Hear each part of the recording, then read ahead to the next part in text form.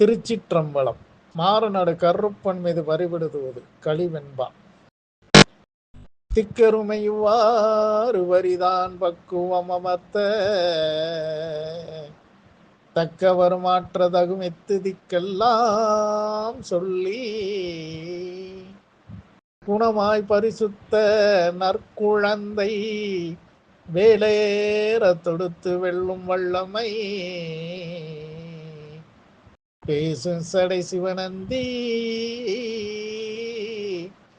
கருங்குதிரை ஓடுவதும் பெருங்குதிரை தேடுவதும் தக்கதோ ஆசுகவி